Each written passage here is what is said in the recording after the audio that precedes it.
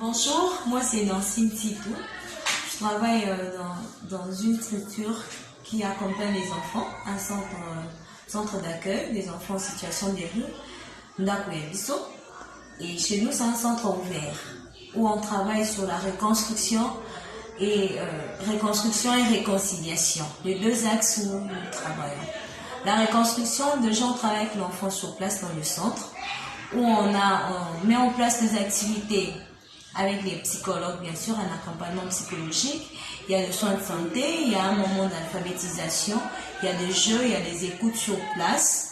On essaie d'abord de mettre l'enfant en confiance, de créer un nouveau environnement pour l'enfant, pour l'aider à son épanouissement, déjà ici au centre, avant qu'on puisse passer à la deuxième étape de la réconciliation.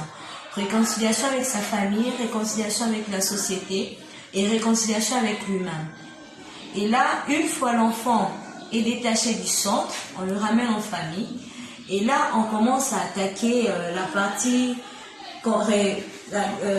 résolution de conflits, gestion des conflits. Donc, il y a certains conflits, bien sûr, qu'on doit commencer avant le retour de l'enfant, mais aussi cela, on doit attaquer au moment où l'enfant est déjà en famille. Là, on accompagne l'enfant, on essaie de gérer les conflits existants en famille et les conflits qui ont occasionné à ce que l'enfant puisse vivre cette rupture familiale. Et une fois l'enfant inséré dans sa famille, on continue, on n'accompagne pas que l'enfant et aussi sa famille.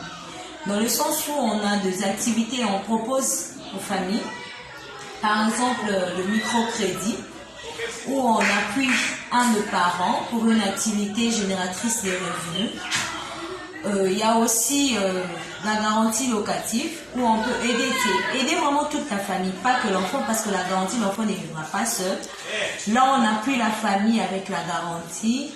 Là, on trouve une maison où la famille peut mieux vivre par rapport à avant. Il y a aussi les réparations, on peut aussi offrir des réparations maison. Donc l'habitat, soit la famille est propriétaire, mais la maison n'est pas en bon état. Là, on peut aussi aider la famille à avoir un meilleur endroit pour vivre.